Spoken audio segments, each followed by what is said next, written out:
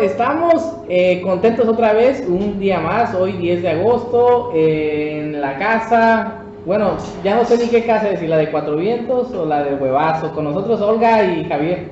¿Qué tal? Bueno, pues agradecidos de la invitación de nueva cuenta aquí a la casa del Huevazo, en esta transmisión conjunta de las dos plataformas, de El Huevazo y de Cuatro Vientos. Y con mucho gusto los saludamos, Olga Aragón y nuestro director general de Cuatro Vientos, Javier Cruz. Es el bueno de la película. Es nada más puro nombre. Javier Cruz, muchas gracias. Igual así me dicen a mí, director general. Sí. Podría ser Cuatro Huevos la estación. Fenómenos. Miren, amigos, la verdad es que siempre nos da muchísimo gusto y de nueva cuenta agradecidos aquí en la casa de El Huevazo. Muchísimas gracias por recibirnos acá y en esta alianza conjunta, ¿no?, de las dos plataformas, El Huevazo, Cuatro Vientos. Y pues aquí con muchísimo gusto y estamos listos. Una alianza que ha resultado muy fructífera, ¿no? En conocimiento y en lo dinámico que se han hecho los programas. El día de hoy pues nos toca hablar de lo que está apenas antier se puso digamos como tendencia, el tema de la maestra, la profesora Elba Ester Gordillo, un tema que nuevamente pone, ¿cómo le pudiéramos decir? No quisiera que se malentendiera esto, no me quisiera oír Carlos desde Mola o algo así, ¿no? Pero sí trataron de contaminar el tema de la entrega de constancia, ¿no? Sí, y al final de cuentas tenemos que hablar de ello también, pero ¿cómo empezamos este tema, Olga Alicia? Usted denos luz en esta parte. Pues mira, Mike, yo estoy de acuerdo con quienes dicen que en la política no hay coincidencias. Y yo pienso que en este caso alguien estuvo pensando cómo echarle una mosca al vaso de leche. Cómo tratar de ensuciar, de poner una marca ahí sobre Andrés Manuel López Obrador, porque unas horas antes de que López Obrador asistiera a la ceremonia de entrega de la constancia de mayoría en el Tribunal Electoral del Poder Judicial de la Federación, por la noche, cuando no podía todavía darse a conocer el hecho, liberan a la maestra Elba Ester Gordillo, de manera tal que nos amanecemos con las dos noticias importantes, ¿no? Que sale de prisión Elba Ester Gordillo después de 5 años y medio de estar en la cárcel, casi todo el sexenio de Enrique Peña Nieto, y que ese día, bueno, el tema que nos tenía a todos ocupados, atentos, era precisamente que López Obrador recibiría su constancia de mayoría. Entonces, por ahí vi una caricatura, y a ver los caricaturistas cómo son buenos para editorializar en una imagen, y aparece Enrique Peña Nieto con una máscara sobrepuesta de Andrés Manuel López Obrador y con las llaves en la mano para abrir la celda del Elba Ester Gordillo, ¿no? Entonces parece como una jugada que hacen para achacarle a López Obrador esto que ya muchos de sus detractores, algunos críticos, incluso algunos analistas, como dijiste tú, Carlos de Mola y demás, dan por un hecho de que se trató de un pacto, ¿no?, entre López Obrador y Enrique Peña Nieto para liderar el Ester. Y yo creo que en los hechos de lo que se trató en todo caso fue: tú hiciste este desbarajuste, tú creaste este problema, tú resuélvelo, no seas gacho, no me vayas a heredar una bronca así, ¿no? En todo caso, es una interpretación mía. ¿Por qué? Porque desde que detuvieron a Elba Ester en el aeropuerto de Toluca, en aquel 26 de febrero, ¿no?, empezando a 3 meses del gobierno de Peña Nieto, y que se le imputan los cargos de lavado de dinero, de desvío de recursos de las cuotas de los maestros. Desde ese momento, a lo largo de todo el proceso de estos 5 años, en el Supremo Tribunal de Justicia había la certeza de que el caso estaba mal armado, con muchos errores de procedimiento, y no es porque Elba Ester no sea culpable de lo que le acusaron, sino porque la Procuraduría no armó bien el caso. ¿Por qué? ¿Quién sabe?, ¿verdad? Pero lo dejó con muchos errores, de manera tal que en cualquier momento cuando se ofreciera pudiesen liberarla. Y lo cierto es que, como lo dijo también ya el propio López Obrador, pues nosotros no tuvimos nada que ver, pero lo dijo también la exministro Olga Sánchez Cordero, dijo, este caso tenía errores de procedimiento que iba a ser inevitable la salida de cualquier momento del Bester. Y con esto el Bester queda como una presa política por las venganzas dentro de la propia clase gobernante. El Bester debía muchas al priismo. Fue en los dos últimos sexenios anteriores a Peña Nieto, los dos sexenios panistas, la mejor aliada del panismo, se atrevió además a fundar un partido propio, ¿verdad? Se lanzó cuantas veces pudo contra los candidatos o precandidatos del PRI, como Roberto Madrazo, por ejemplo, y bueno, se las tenían que pagar. Y además es tradición que al inicio de un sexenio el presidente priista da el manotazo sobre la mesa para demostrar que tiene la fuerza y el poder para doblegar a sus enemigos y mandar una señal a todos sus adversarios de sumisión y obediencia. Era la costumbre. Era la costumbre. Ahorita si quieren platicamos de eso, pero está el caso de Jorge Díaz Serrano con Miguel de la Madrid, que fue director de Pemex, Jorge Díaz Serrano, y lo metieron a prisión varios años. Fue también el caso de La Quina, de Joaquín Hernández Galicia, el líder petrolero al que metió a la cárcel Salinas de Gortari. Fue el caso del propio hermano del presidente, del hermano incómodo Raúl Salinas de Gortari, a quien metió a la cárcel Cedillo, y el caso del Bester Gordillo, a quien metió a la cárcel Peña Nieto. Son los presos del sexenio. Bueno, la mejor prueba de que finalmente fue Enrique Peña Nieto quien ordena también la liberación en momentos, vamos a decirlo así, muy interesantes para lo que está sucediendo con el cambio de régimen en este país, es el hecho de que la Procuraduría General de la República simple y sencillamente dejó caer en el caso. Se sobreseyó, dijo el Tribunal Unitario que estaba llevando el juicio, y si nos vamos al directorio, a ver el diccionario de lo que significa sobreseerse, pues es el dejar de aportar fuerza, que ya no hay pruebas para poder sostener una acusación de carácter penal. ¿A quién le corresponde? Sí, pues a la PGR. A la Procuraduría General de la República, y es decir, al presidente Enrique Peña Nieto, en este caso en particular. El gobierno del Estado, el gobierno federal simple y sencillamente dejó que esto cayera y esperó el momento oportuno, ¿sí? El tema de la certificación ya de Andrés Manuel López Obrador como el presidente electo de los Estados Unidos mexicanos para dar el golpe. Sí, efectivamente se puede decir que se hace una jugarreta de tipo político, lo es definitivamente, pero yo veo por otro lado también una oportunidad en esto. Todos coincidimos en este país de que el Bester Gordillo representa a una clase sindical, de la dirigencia sindical corrupta. Que ella, como otros secretarios de sindicatos generales y mesas directivas de estos sindicatos, han hecho de los sindicatos algo vergonzoso, cuando debería de ser una herramienta eficiente, efectiva, honesta, para que los trabajadores se defiendan de las enormes violaciones que cometen de manera impune los patrones con sus trabajadores. Y estoy hablando de trabajadores tanto de la ciudad como del campo. Y esto pues no puede permitirse, ya no se debe de permitir más.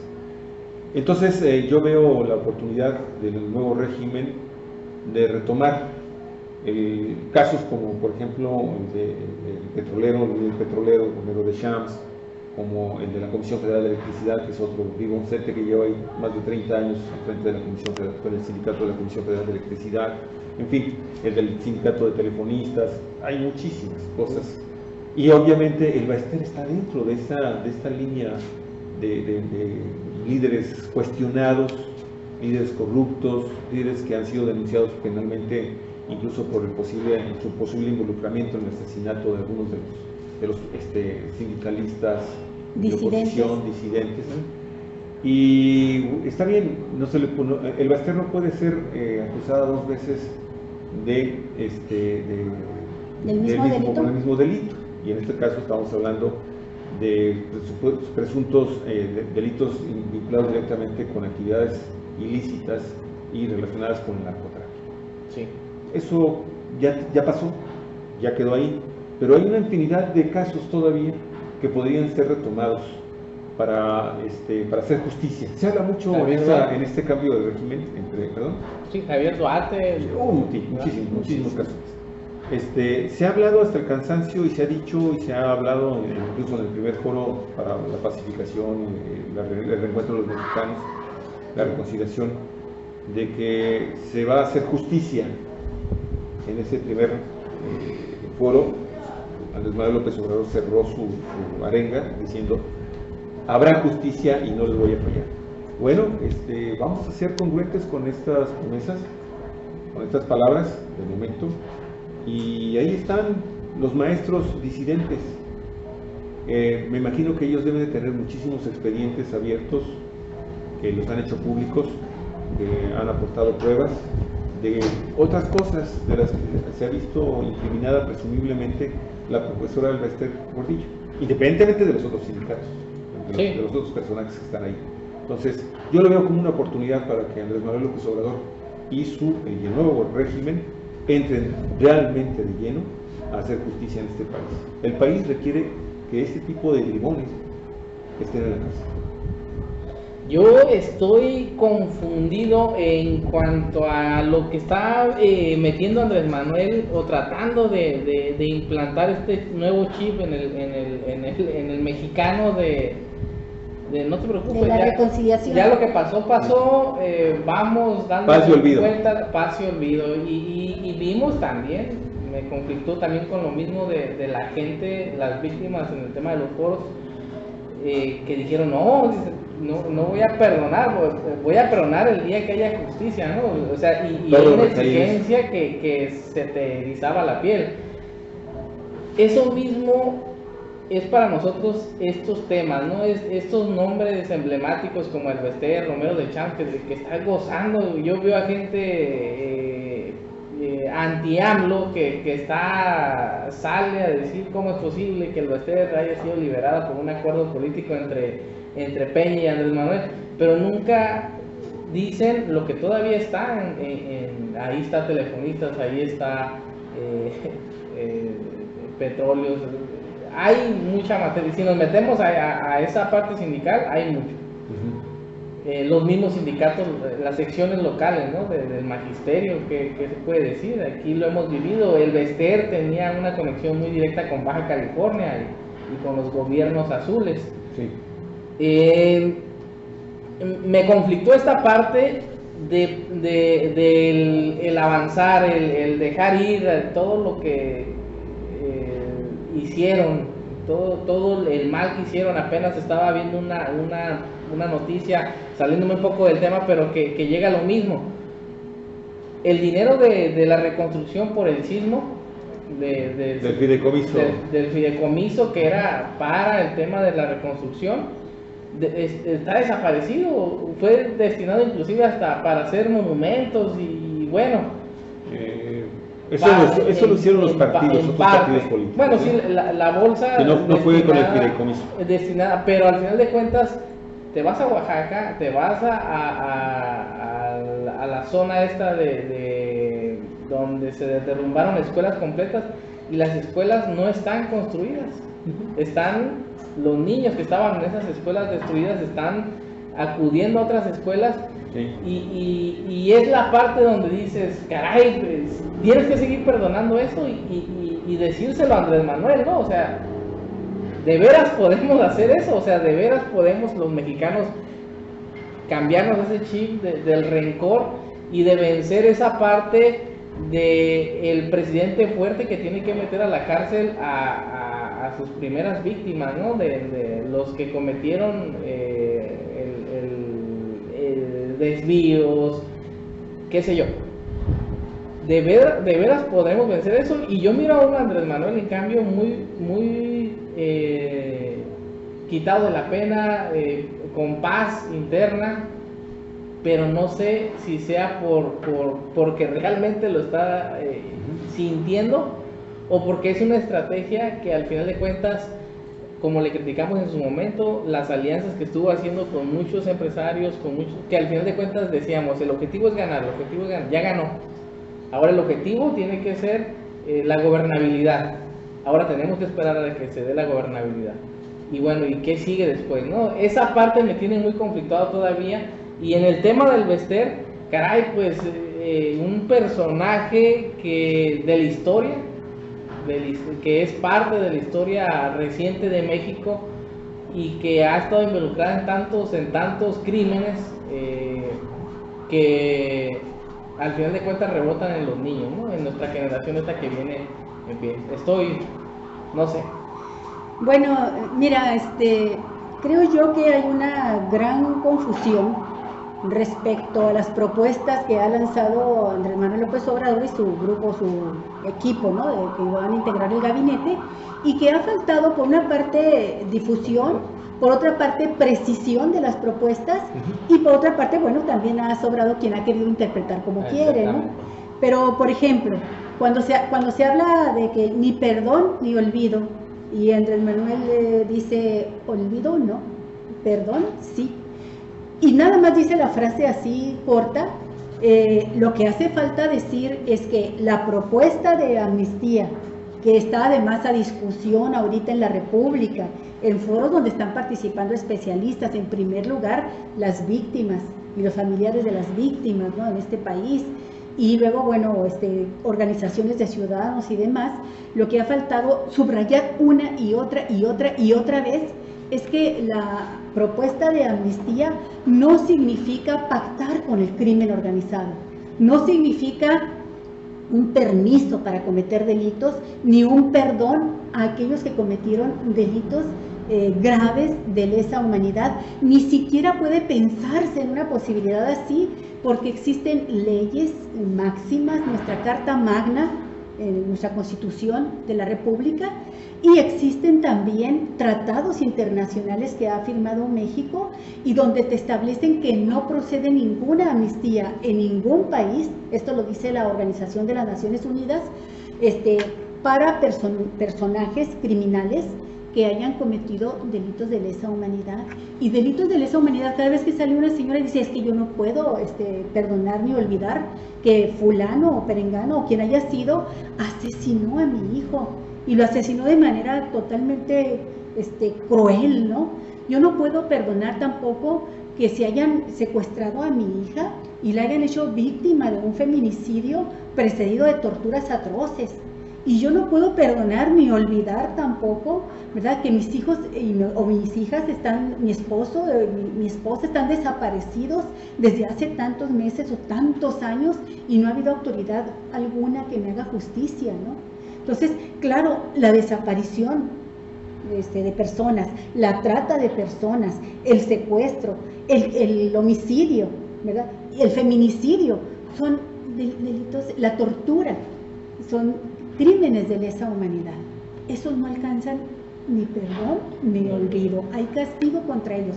Cuando se habla de una amnistía, lo hemos dicho nosotros sí hasta el cansancio, pero llegamos a muy poca gente, no tenemos los medios que tiene Loret de Mola, los que tienen todos aquellos que intencionalmente le dan otro sentido, ¿verdad?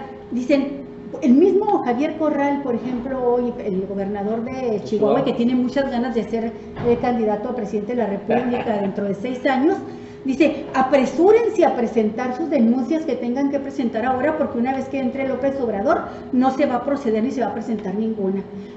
¿Por qué hace esa interpretación tan mañosa y tramposa de algo que dijo López Obrador cuando lo entrevistaron en los foros, en los debates, y lo reitera recientemente, de que él no va a perseguir a Peña Nieto?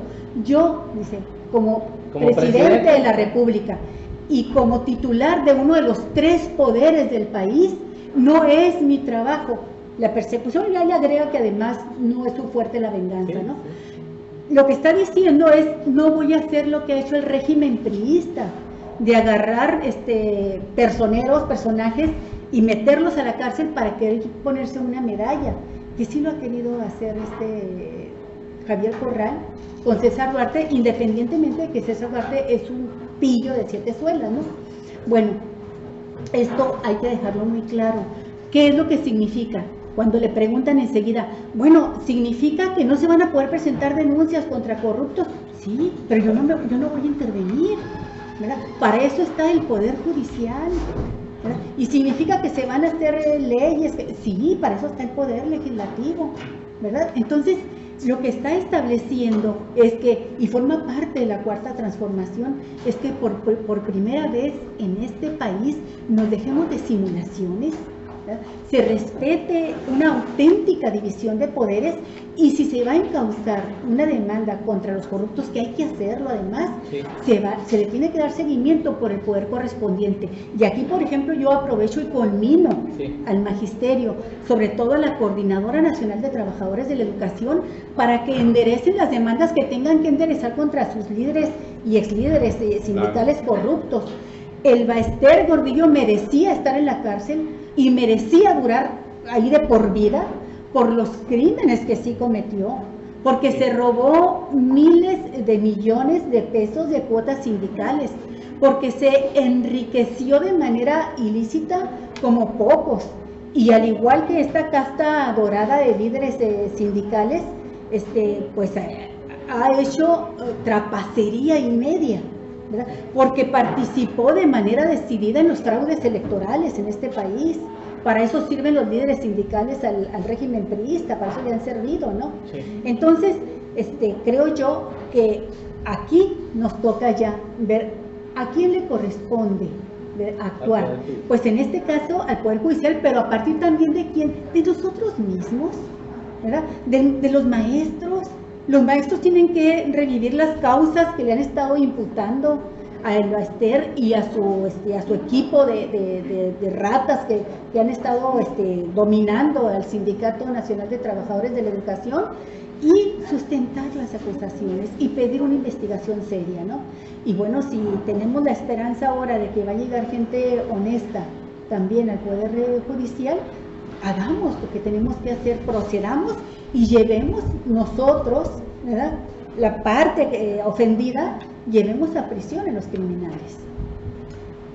Yo quiero retomar también el tema del magisterio, el enorme valor que tiene en este país el maestro, los profesores, la gente que está día con día encargada de la educación de las próximas generaciones de mexicanos, y que en el transcurso de su desarrollo como sindicato muy fortalecido en la década de los 30, los 40, los 50, a mediados y a finales de los 50 se empiezan a perder sus principales características desde el punto de vista laboral. El maestro era un maestro, después de superar la etapa de alfabetizar a la nación, después de la guerra revolucionaria, de los cristeros, jugaron un papel fundamental para que se sintieran y se sentaran las bases para que esta nación comenzara a tener una armonía en su desarrollo, y se comenzaba a generar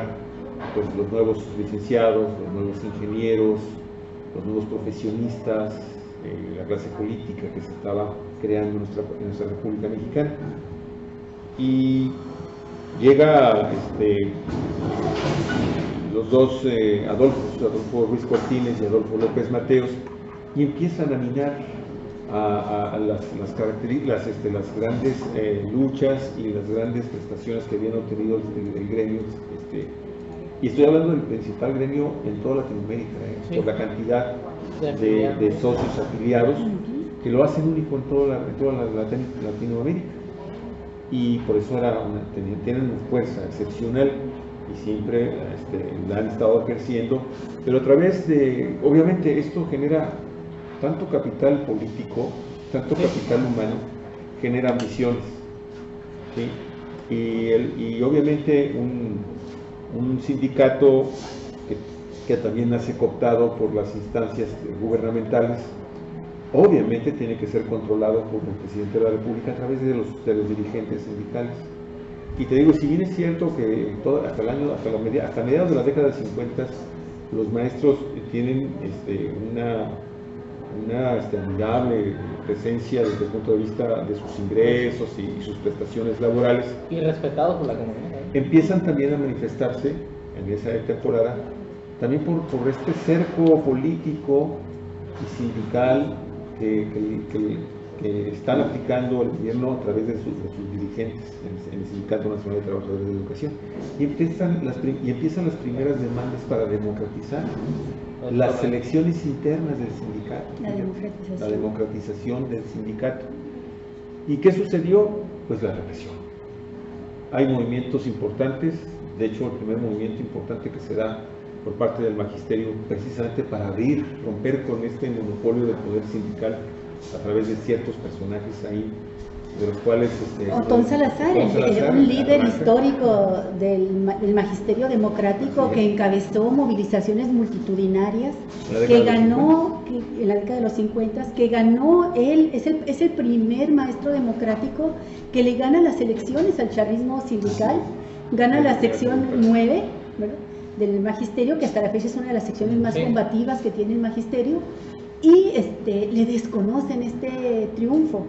Y el magisterio sale a las calles, toma el Zócalo, inunda todo el centro histórico, son miles y miles de maestros demandando democracia sindical. Y yo retomo esto de Javier porque me parece que este es el momento oportuno que estamos viviendo, que la cuarta transformación a la que nos convoca el nuevo presidente, ¿sí? No es posible si no se logra la democratización de las organizaciones sindicales. Una vieja demanda, un anhelo de los trabajadores mexicanos de toda la vida, que han padecido a la Selva Ester Gordillo, a la Quina, en los sindicatos petroleros, y sale la Quina y entra otro peor, que es Romero de Champ, a Fidel Velázquez, gente que no ha estado sujeta a ninguna fiscalización, ¿verdad?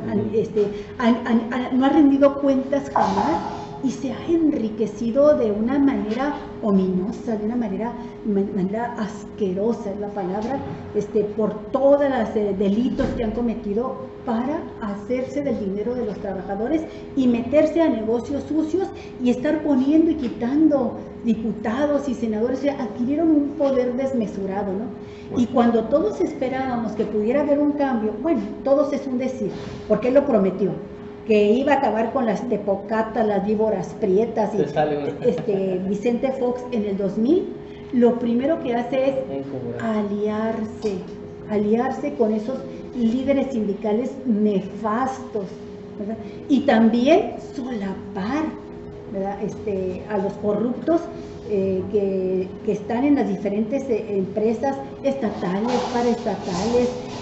¿Y qué es lo que sucede? Fíjate, por ejemplo, cuando es detenido Raúl Salinas de Gortari por Ernesto Zedillo, y por una venganza también de Ernesto Zedillo contra el hermano, el expresidente Carlos Salinas de Gortari, bueno, le imputan 5 delitos graves, ¿verdad?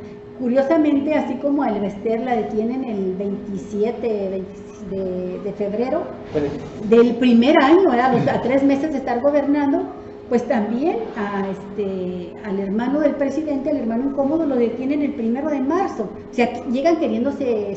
precisamente el secretario de gobierno, el que ahora... Cuauhtémoc Moctezuma.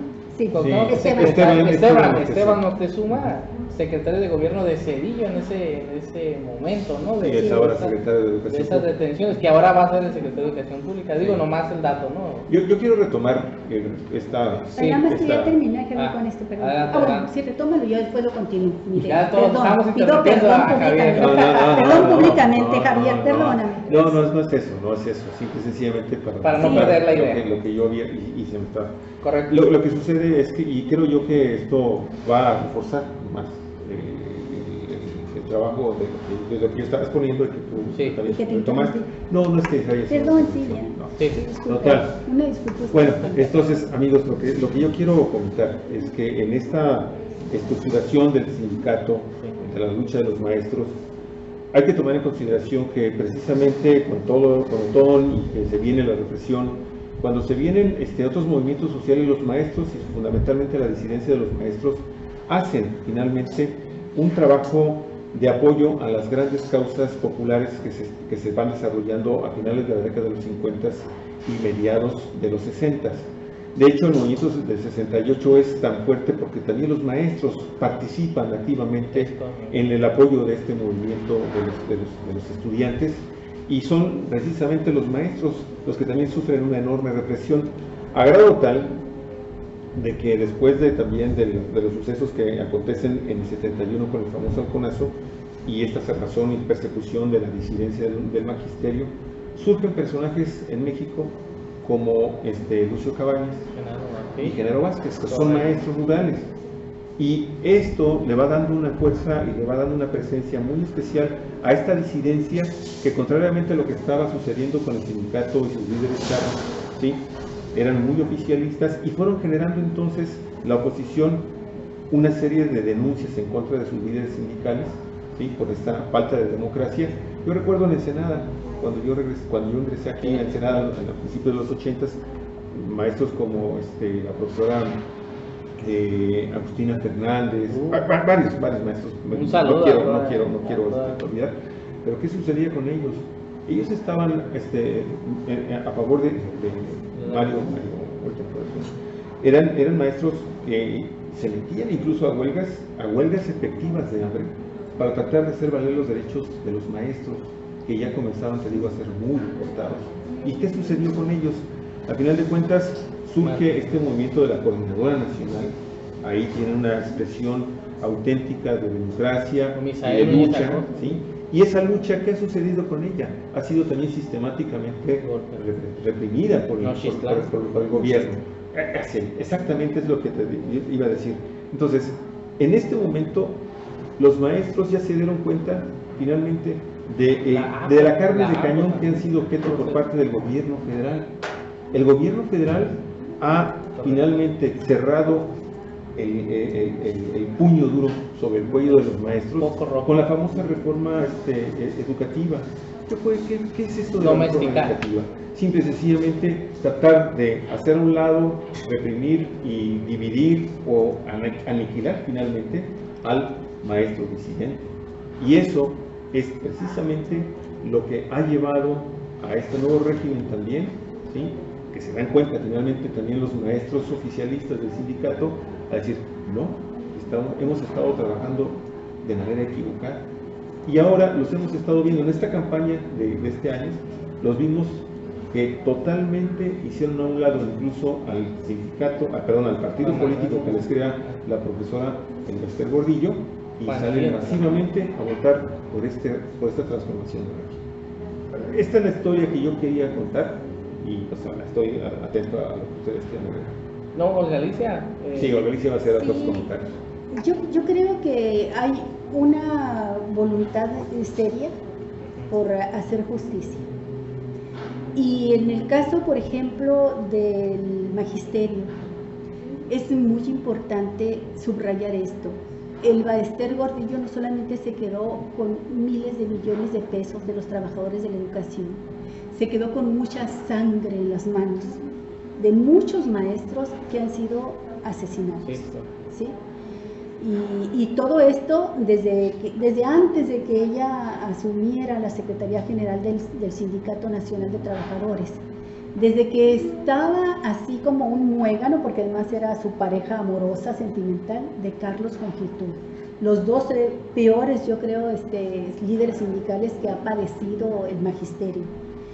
Y hay que recordar que, por ejemplo, dentro de lo que se ha anunciado, ya se ha adelantado, se van a establecer comisiones para la verdad en varios casos. ¿Sí? El caso Ayotzinapa, por supuesto, ¿verdad? El caso Tlatlaya, que involucra a militares en crímenes de lesa humanidad, ejecuciones extrajudiciales, ¿no? Sino que también se va a instalar la mesa o la comisión de la verdad, y esto en trabajo conjunto con la ONU, con organismos internacionales, para investigar el caso Nochistlán.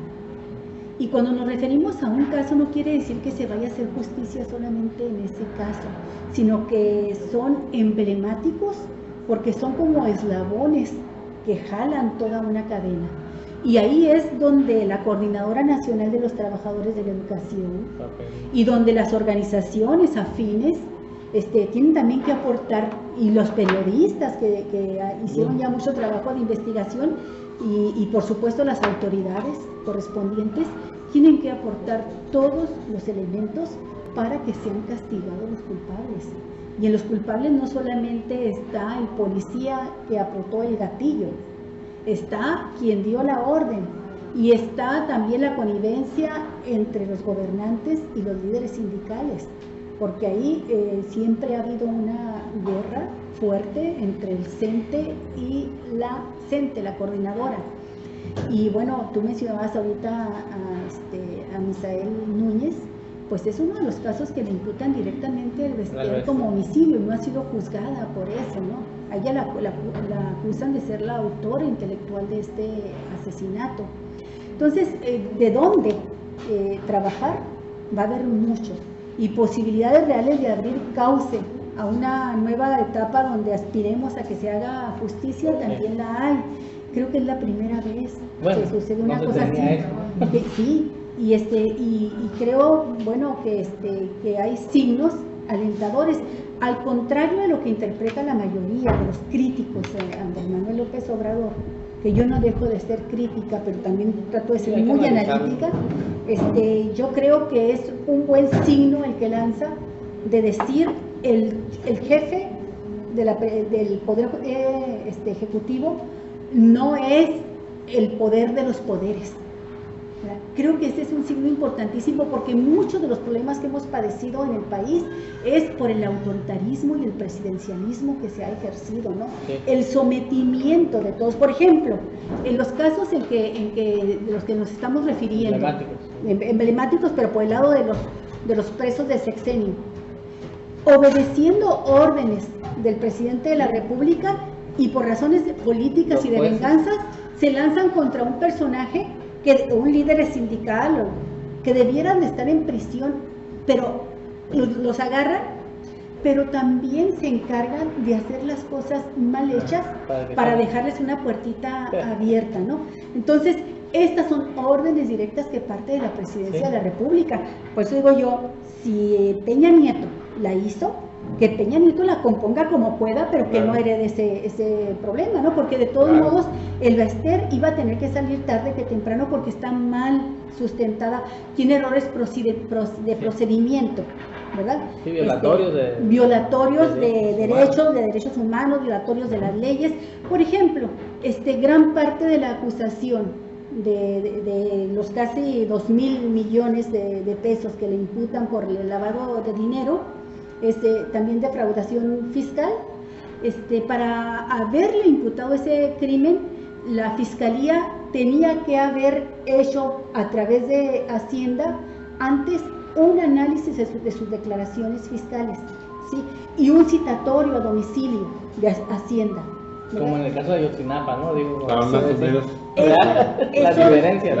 Exactamente, eso no lo hicieron nunca, ¿verdad? Pero además, al momento de aportar las pruebas de toda la cantidad de recursos, de cómo se manejó sucia las cuentas, ¿no? Del sindicato, las cuentas bancarias, y que hablan también de un desvío de más de 2,000 millones de pesos, sí. Y que se presentaron pruebas, ¿verdad?, de cómo ese dinero se lo gastó el Bester, por ejemplo, en comprar propiedades, departamentos de lujo en Estados Unidos, de cómo se lo gastó para una avioneta particular que utilizaba desde el penthouse, ¿verdad?, de su casa ahí en la Condesa, en Polanco, en la Ciudad de México, para trasladarse a la Secretaría de Educación Pública. Hazme el favor, o sea, y para comprarse ropa en tiendas de lujo a donde van nada más las esposas, las hijas y de los magnates del mundo, ¿verdad?, y las artistas de Hollywood, ¿verdad? Ahí se compraba su ropa el Bester, ¿no?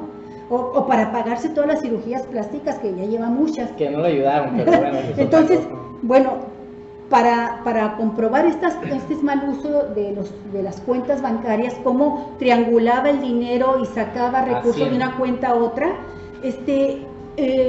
no solicitaron oficialmente la autorización de los jueces para pedir a los bancos que dieran la información oficial sobre ese manejo de cuentas. Lo hicieron así de sucio, ¿verdad? ¿Y para qué? Pues para dejarle puertas abiertas en un momento dado, ¿no? Eso es obvio y claro, ¿no? Híjole, creo que una de las conclusiones de este diálogo, de este análisis, va a ser que fue el chivo expiatorio del Bester de Peña. No sé si preparado para su salida, ¿no? Ahora sí que un acuerdo. Dudo mucho yo que el Bester haya dicho, sí, méteme a la cárcel tu sexenio y salve cuando vaya. No. Fue una venganza. De hecho, en ese aspecto, además quiero hacer recordar esto.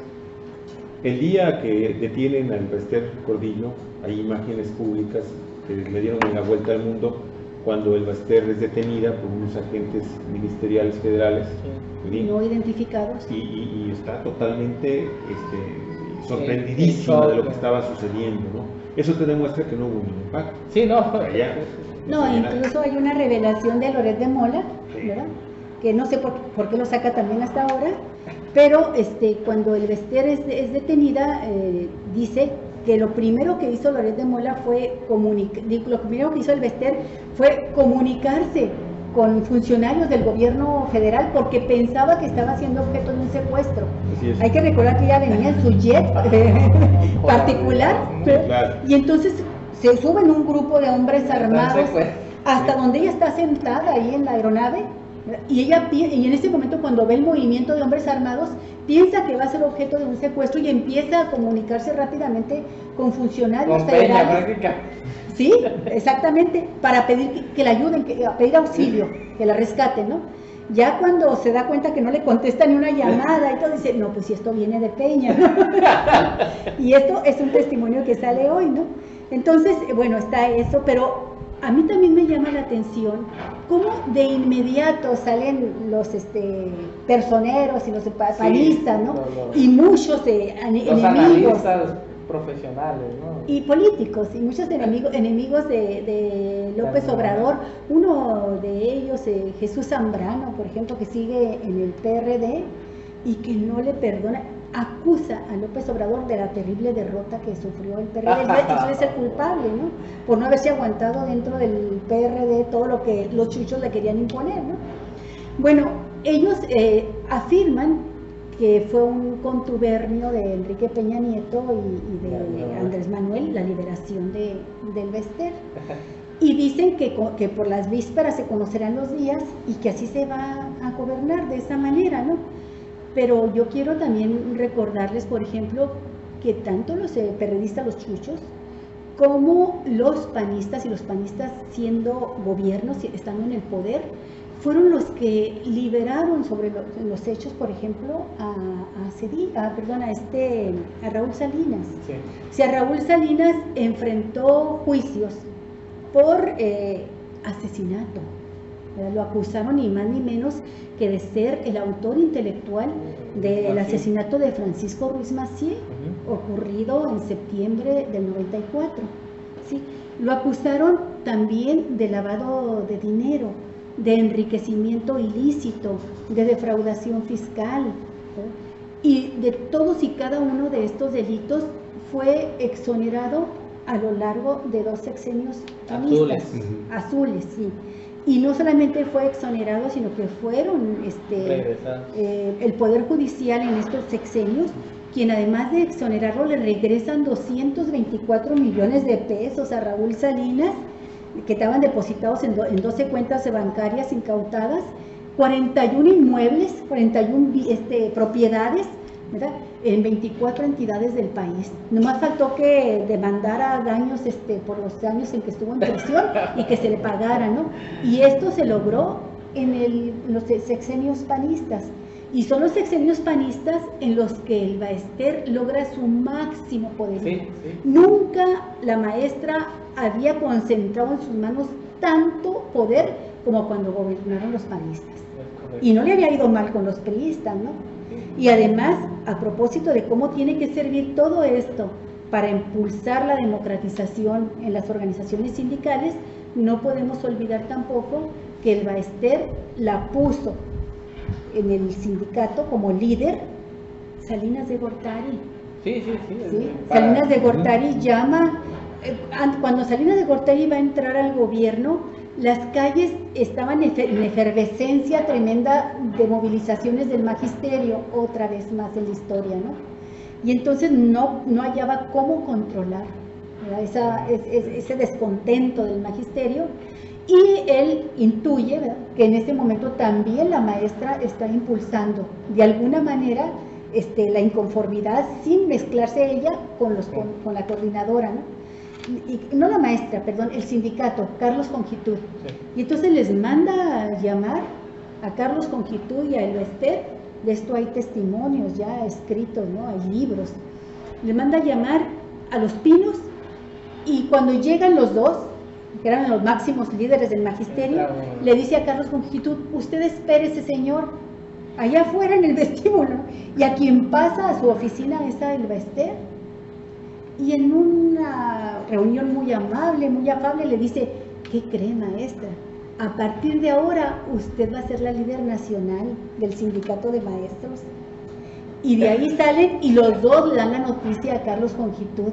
Una gran traición, porque además pues El Baester era su pareja amorosa, eran amantes, sentimental, ¿no? Y fue Shura también de Carlos Conjitud. Sí, aparte. Sí, Carlos Conjitud ya era el líder charro de mano fuerte, ¿no? De mano represora, cuando está dirigiendo una reunión del magisterio en Chiapas. La maestra es de Chiapas, y la maestra tenía poco tiempo en el magisterio, era del PRT, ella era trotskista, ¿verdad? Bueno, sí. Y entonces en esa reunión la maestra echaba por arriba y por abajo y le decía de cosas a Carlos Conjitud: charro, dictadorzuelo, queremos democracia, bla, bla, bla. Y unos besos le bastaron. Y entonces Carlos Conjitud se queda viendo y le dice a un hombre que tiene ahí, a la chichincha que tiene al lado siempre, le dice: no había celular.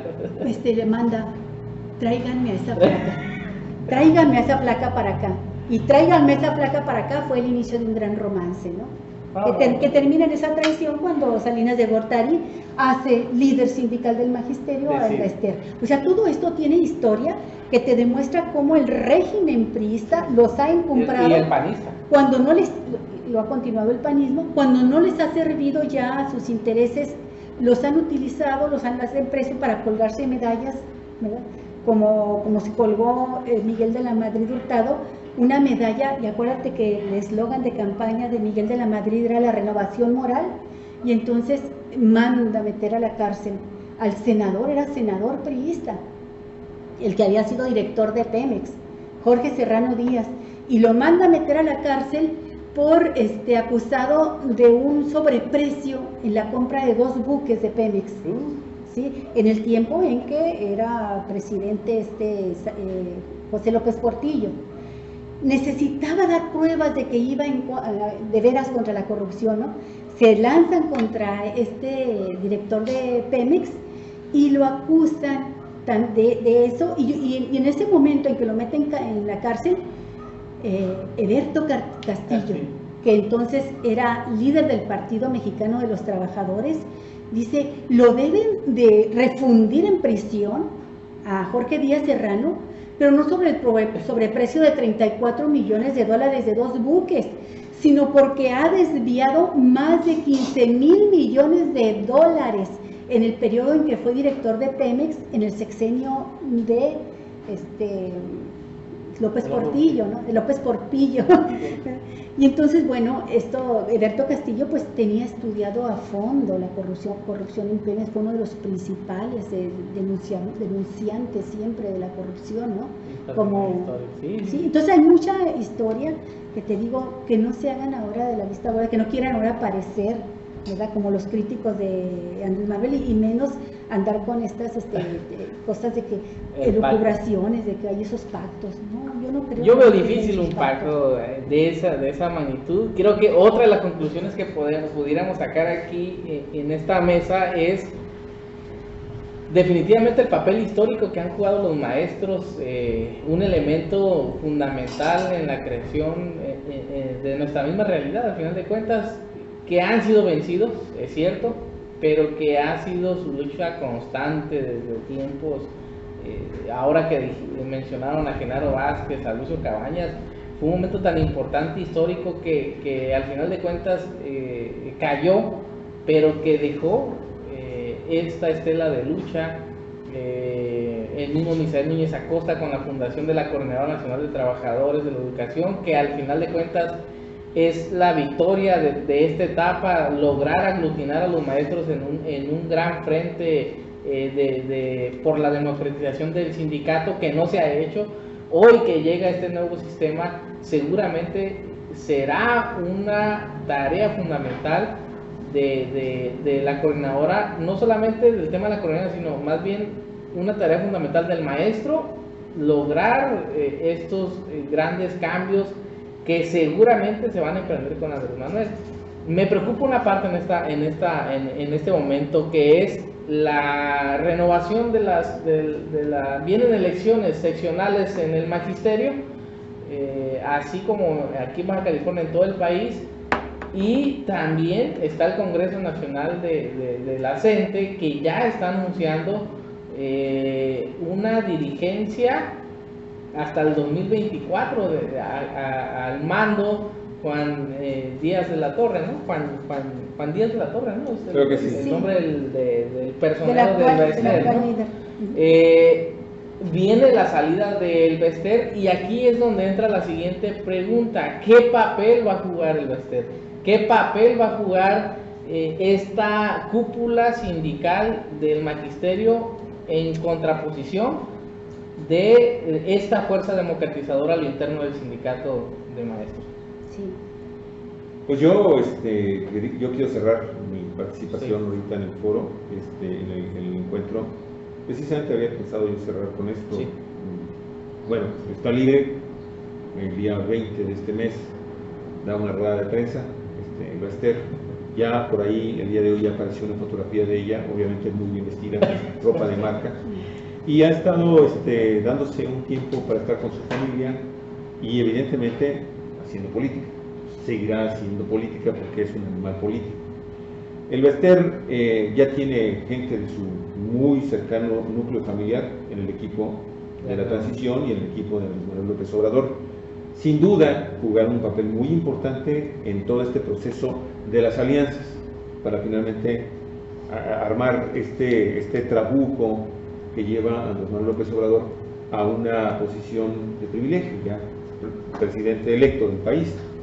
Y obviamente el Bester se va a vengar, va a buscar la forma de cobrárselas al régimen que la encarceló. Y aquí efectivamente es uno de los grandes cuestionamientos y las grandes interrogantes que se abren de qué va a suceder ahora que está el Bester libre, que continúa con un grupo importante dentro del sindicato de seguidores.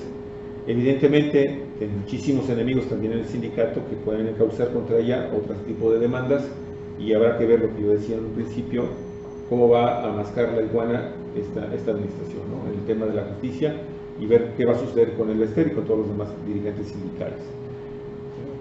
Se está anunciando y sin duda va a jugar un papel también muy importante el sindicato, la coordinadora. Espero que la coordinadora participe. Aunque sabemos que las bases sí han estado trabajando por debajo del agua con Manuel, con la gente de Morena, pero se está anunciando de nueva cuenta nuevos foros, nuevas consultas para comenzar a reestructurar lo que se dice que va a desaparecer de la reforma educativa de Peña Nieto, y se va a dar la oportunidad de que se forme otra nueva estrategia y otro nuevo proyecto en materia educativa para el país. Entonces, el sindicato, de nueva cuenta, los maestros van a jugar un papel fundamental para la fundación de una verdadera república democrática.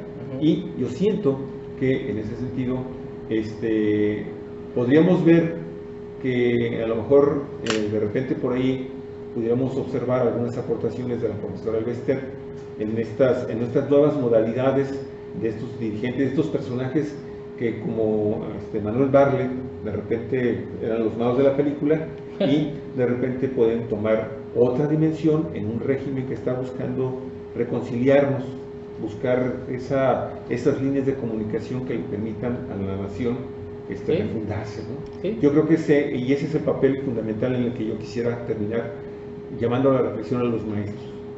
Dentro de poco va a haber, van a haber cambios en las secciones.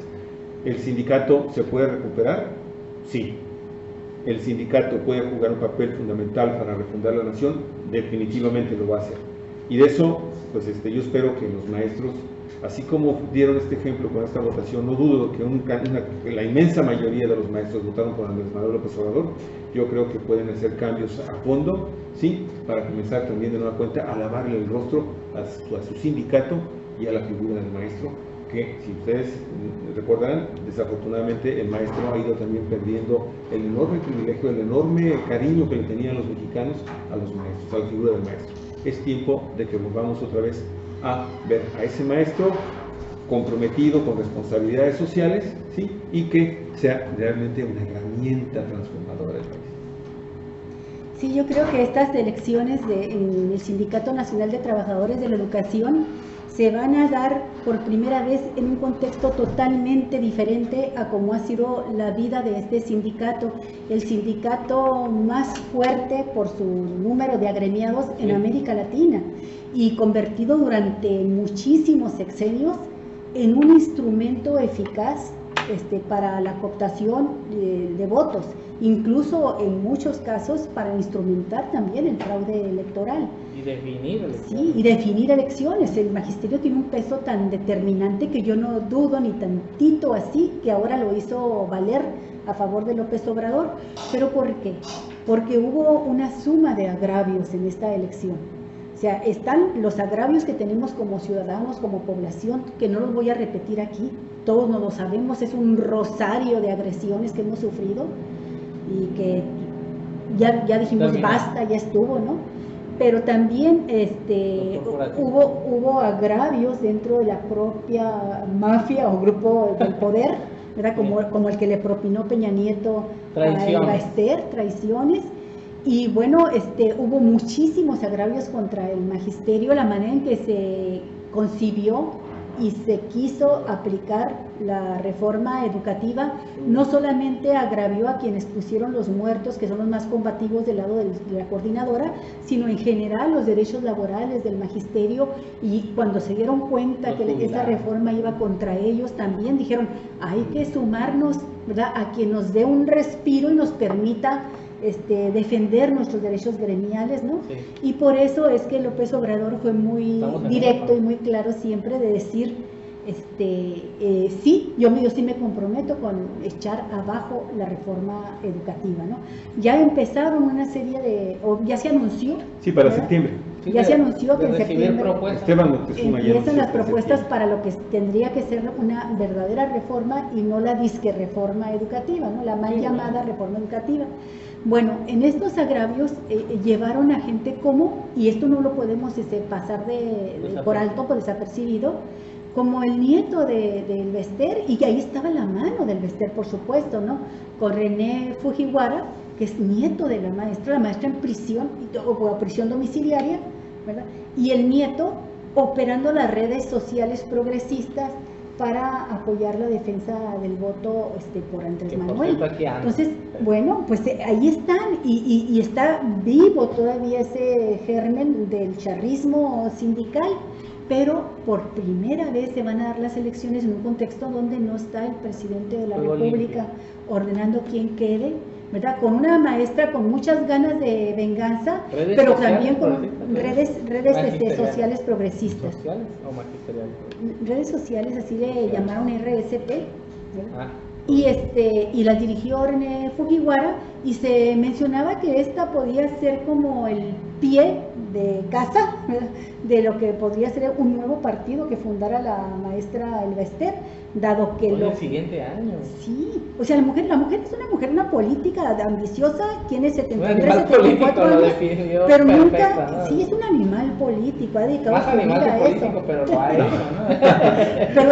pero es hechura y concepción del régimen, ¿no? Sí. Entonces, bueno, va a estar esta fuerza presente, Sí. pero también por primera vez los maestros, la base, ¿verdad?, magisterial, entra a unas elecciones donde puede haber un piso más plano, ¿verdad?, para pelear los puestos de dirección sindical.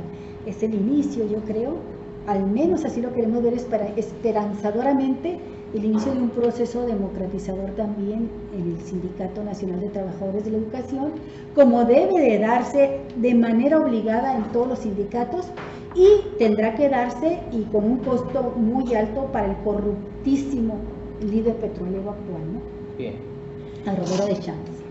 Yo, primero en el tema histórico se me pasó, lo tenía en la punta de la lengua y se me fue el tema de la APO, o sea, la lucha que da la sección 22, ha emprendido, ha hecho su propio medio de comunicación a través de Cencos 22, de Cencos, secas. Ha hecho radio en su comunidad, el radio Plantón. Ha dirigido las manifestaciones no solamente en el tema educativo, sino ha respaldado luchas sociales importantes en el estado de Oaxaca. Y como sección 22 ha inclusive estado a la vanguardia de la lucha nacional del magisterio. Con un dato nada más, sí. Nada más es incorporar este dato. Fíjate qué tan fuerte ha sido la presencia del magisterio disidente en el estado de Oaxaca, por lo que acabas de mencionar, que hay que recordar que el primer ayuntamiento independiente que se fundó en nuestro país, ¿sí?, en el istmo de Tehuantepec, proviene de una organización en donde los maestros jugaron un papel muy importante. ¿Sí? Acuérdense, creo que se llamaba la UCOSI, la Unión de Organizaciones Obreras y Campesinas del Istmo de Tehuantepec. Eso te da una idea, que todavía sigue ahí, eso te da una idea de la enorme importancia que puede tener en esta transformación de la República a un régimen diferente, ¿sí?, a esta cuarta transformación de la que está hablando Andrés Manuel López Obrador, ¿sí?, si los maestros de la disidencia deciden participar activamente y de forma masiva en la refundación de la nación. A eso voy. Nada más ahí el papel histórico de la 22 en Oaxaca, de su papel protagónico a nivel nacional, y en el tema que viene, en el tema de la decisión, porque es un tema de decisión de la disidencia, de competir a lo interno, competirle a las redes sociales progresistas, ¿no?, que ya sabemos están en el estado activos, están haciendo trabajo. Sí. Y si están aquí en Baja California, están en todo el país. Decir, en los tiempos de Lázaro Cárdenas, cuando he leído algunos libros, Lombardo Toledano sobre todo, el sector obrero, a la hora de la conformación, cuando Lázaro Cárdenas dice, hagamos la organización obrera, la CTM, la CNOP, la esta de los campesinos, CNC, el Sindicato Nacional de Trabajadores de la Educación, la CENTE, el sector radical, el sector de lucha, el sector de combate a lo interno de estos grupos corporativos, deciden no ir a la convocatoria. Entonces, es un momento histórico importante que estoy comparando con este momento del día de hoy, en el que Andrés Manuel dice, a ver, va el juego limpio, vienen las elecciones seccionales, van a tener que combatir, y será un tema de decisión de la Coordinadora Nacional de Trabajo de la Educación, junto con las simpatías, ¿no?, porque hay miembros de la disidencia que no pertenecen necesariamente a la coordinadora. Tendrán que tomar la decisión, pero sobre todo aparte tendrán que coordinarse, ponerse de acuerdo, porque tendrán que hacer planillas de unidad a lo interno de esas elecciones, y es entonces donde estaremos recobrando aquel tiempo histórico de Lázaro Cárdenas, en el que la disidencia decidió no participar y dejaron el camino libre para que un Fidel Velázquez, un lechero, para que todo era vendedor de leche. Válgame la situación. Bueno, no tengo nada contra los lecheros, al contrario. No, pero me refiero a que no tenía ningún gremio poderoso que lo respaldara. Es que la disidencia no le entró en ese momento. Al final de cuentas permitieron que una quina, o sea, que esos se encumbraran y cooptaran el tema obrero. Bueno, ya para cerrar, dos cosas le pido yo a los maestros. Si hay algún maestro escuchando, no hay comentarios por ahí, no tenemos acceso ahorita a sus comentarios, discúlpenos. Si hay maestros escuchándonos, ¿qué siento yo que les pasó? La falta de comunicación, perdieron el vínculo con los padres de familia o madres de familia, los papás y las mamás de los alumnos. No hay un vínculo ya en este momento. He visto ciertos espasmos, pero quedan difuminados en contraposición a todo este plan de la reforma, bueno, mal llamada reforma educativa. Lo principal que les afectó a los maestros ahorita fue esa falta de vínculo con los padres de familia. Esencialmente, porque cuando el padre de familia fue golpeado con el aumento de la gasolina, los maestros no acudieron. Cuando el padre de familia es golpeado en el tema de su salario, pues no es mi tema. Yo tengo mis prestaciones y no es mi tema. Pero entonces cuando el maestro fue golpeado, el padre de familia dijo, so sorry, ¿no? Que te apliquen el examen, si eres burro, no vas a pasar. Ese es el papel que distanció y esa separación. Tuvo su función toda la campaña, fueron muchos millones de pesos que se gastaron para desprestigiar a los maestros, ¿no? Carlos de Mola, un papel importante. Un día sí y otro también a dale en contra de la imagen de los maestros. Hasta los de hoy eran estadistas, ¿no? Los de este programa. No recuerdo cuánto dinero se gastó Ernesto Nuño en la difusión de los beneficios de la reforma educativa. Aurelio, creo que fueron más de 450 millones, una millonada. Y finalmente, pues ya ve lo que sucedió. En fin, muchas gracias. Ese es el llamado que yo quería hacer, la vinculación, y ya el segundo se me fue. Claro, ¿no? Pero que acudan los maestros y que se presenten a las elecciones seccionales de locales.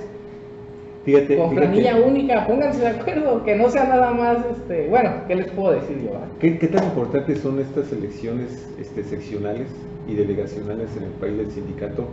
Que por ahí podría venir la decisión finalmente del Baester de retomar el sindicato o crear un nuevo partido, y para seguir teniendo presencia política nacional.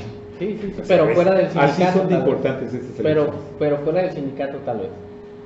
Puede ser una posibilidad. Ella va a intentar, independientemente el control del sindicato. Independientemente del resultado. En agosto creo que son las elecciones seccionales, por ahí. Tiene cuadros sindicales dispuestos, listos a dar la pelea, ¿no? Y bueno, echarse todo la camuflaje que puedan para adaptarse a los tiempos actuales. Pero pues tiene un equipo bien sólido que no se lo pudo desmantelar Enrique Peña Nieto. Está Alfonso Cepeda Salas, que es el secretario general del CENTE. Juan Díaz no pudo, que era el secretario, el títere del Peña Nieto. Personero. No pudo desbaratarle al equipo de los fieles a la maestra, ¿no? Está el ex líder del sindicato, Rafael Ochoa Guzmán. Están estas redes sociales que se movilizaron ahora con su nieto, ¿no? Entonces, claro que tiene con qué y lo va a intentar retomar todo lo que pueda retomar de control dentro del sindicato. Por eso es tan importante lo que tú estás mencionando, de que se pongan las pilas los maestros, de que no vayan a hacer con que no, yo no estoy por la democracia, ya no quiero entrarle a eso, o que creen un sindicato, o que constituyan a la coordinadora ya como un sindicato oficial, con su registro, no sé, pero si quieren realmente democracia sindical, es el momento. Es el momento. Es el momento de luchar. Sí, así es. Definitivo. Pues esa es la conclusión. Pues sí, al final de cuentas. Yo creo que vamos a tener que hacer un programa especial sobre el tema de estas elecciones seccionales, el proceso, ¿no? A ver si podemos invitar luego a alguien Pues aquí hay maestros muy valientes, muy valiosos, sí, de mucho valor. Y con mucho conocimiento. Muy interesantes, Sí. claro. Cepeda Salas, Alfonso Cepeda Salas, quien fue el secretario general del CENTE, estuvo a punto de retomar el control del sindicato en febrero pasado. Sí, es gente así de absoluta confianza del Bester, ¿no? Pues ahí está. Ahí está. Nos vemos el próximo viernes. Recargada. Con el Bester ya con su conferencia de prensa. Bien. Nos vemos. Muchísimas gracias. Buenas tardes. Muchas gracias y por la cuatriseñal, Cuatro Vientos. Sí. Muchas gracias por su atención. En la plataforma Cuatro Huevos. Ahí, amigos, pásenla muy bien, ¿eh? Nos Cuatro vemos. huevos el vientazo. Hasta el próximo lunes en Cuatro Vientos. Que la pasen muy bien.